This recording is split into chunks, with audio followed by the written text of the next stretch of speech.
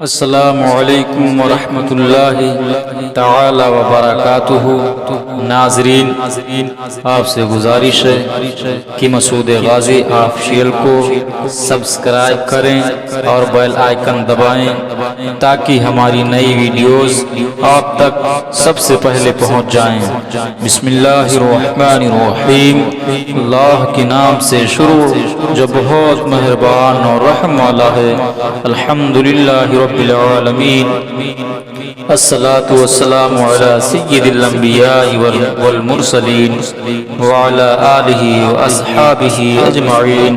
تمام تعریفیں اللہ جل مجدہ الکریم کے لیے جو تمام عالم کا رب ہے۔ درود و سلام نازل ہو تمام انبیاء کے سردار حضور سرور کائنات صلی اللہ علیہ وسلم پر، آپ کے آل اور تمام صحابہ پر۔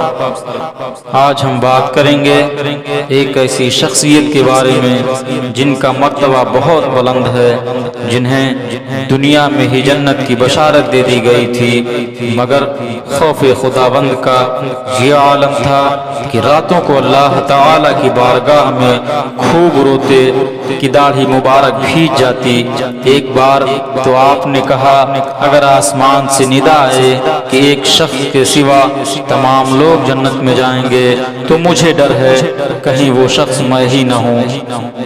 ایک مرتبہ راستے سے جا رہے تھے اور ایک تنکا اٹھایا، کہنے لگے کہ اے کاش میں بھی ایک تنکا ہوتا اور مجھے میری ماں نے پیدا ہی نہ کیا ہوتا۔ وہ عظیم ذات خلیفہ دوم امیر المومنین حضرت سیدنا عمر فاروق رضی اللہ تعالی عنہ کی ہے، جن کی اسلام کے لیے روشن خدمات، جرأت و بہادری، عدل و انصاف پر مبنی فیصلوں، فتوحات اور شاندار کارناموں سے اسلام کا چہرہ روشن ہے۔ آپ کی ذات وہ ہے جن کے لیے اللہ تعالی سے پیارے آقا صلی اللہ تعالی علیہ وسلم نے خصوصی دعا مانگی تھی۔ قبول اسلام کے بعد وہ اسلام اور پیغمبر اسلام کے شہدائی بن کر فاروق کہلائے۔ آپ 12 لاکھ مربع میل کے بادشاہ تھے۔ آپ کے دور میں ایک شخص آپ سے ملنے مدینہ منورہ آیا۔ جب مدینہ منورہ پہنچا تو آدھی رات کا وقت ہو چکا تھا۔ اس کے ساتھ میں اس کی حاملہ بیوی تھی۔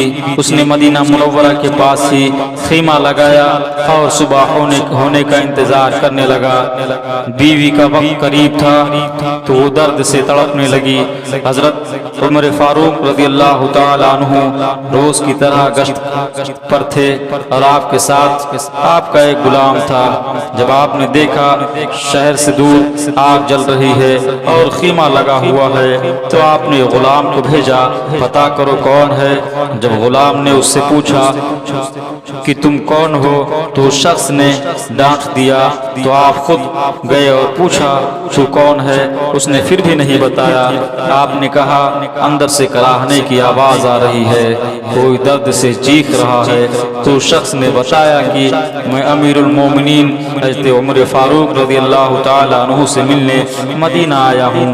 میں غریب ہوں، رات زیادہ ہے تو خیمہ لگایا ہوں اور صبح کا انتظار کر رہا ہوں۔ بیوی امید سے ہے اور وقت قریب آ گیا ہے۔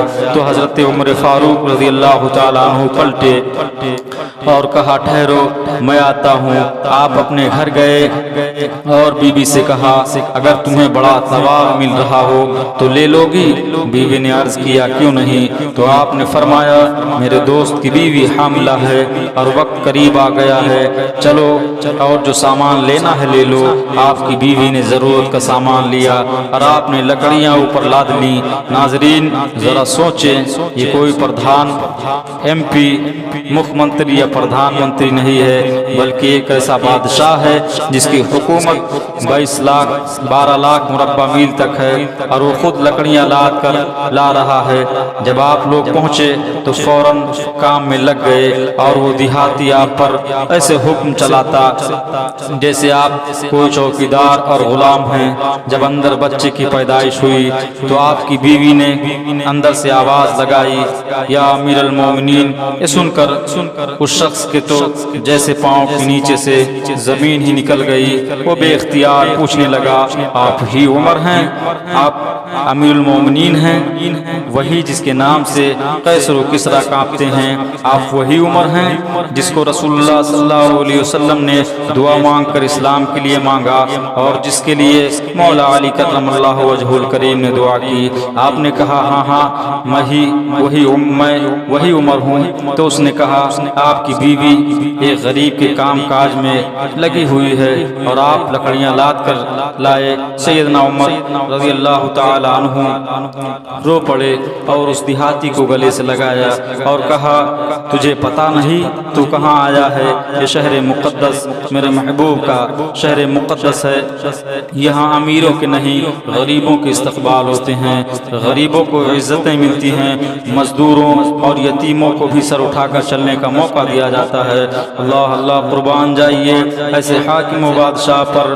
آپ نے ایک بار اپنے صاحبزادے کو ام المومنین سیدہ عائشہ صدیقہ کے پاس بھیجا کہ وہ انہیں حضور نبی کریم صلی اللہ علیہ وسلم اور حضرت سیدنا ابو بکر صدیق رضی اللہ تعالی عنہ کے پہلو میں دفن ہونے کی اجازت مرحمت فرما دیں۔ جب صاحبزادے نے اس خواہش کا اظہار ام المومنین سیدہ عائشہ صدیقہ رضی اللہ تعالی عنہ سے کیا تو آپ نے اجازت عطا فرما دی۔ جب بیٹے نے یہ خوشخبری اپنے والد گرامی کو سنائی تو آپ نے اپنے بیٹے سے فرمایا کہ میرے سر کے نیچے سے تکیہ ہٹا دو تاکہ میں اپنا سر زمین سے لگا سکوں اور اللہ تعالیٰ کا شکر ادا کر سکوں، اور ایک محرم الحرام کو سجدے کی حالت میں جان آفری کے سپرد کر دی۔ یہ حضرت عمر رضی اللہ تعالیٰ عنہ ہیں جو 12 لاکھ مربع میل پر حکومت کرتے تھے۔ حضرات گرامی، کل آپ کی اور کل وہی تاریخ ہے جس دن آپ کی شہادت ہوئی، لہٰذا آپ حضرات اس دن خوب ذکر و اذکار کریں۔ مولا تعالیٰ کی بارگاہ میں دعا ہے کہ ہم سب کو آپ کا سچا پکا عاشق بنائے۔ السلام علیکم ورحمۃ اللہ۔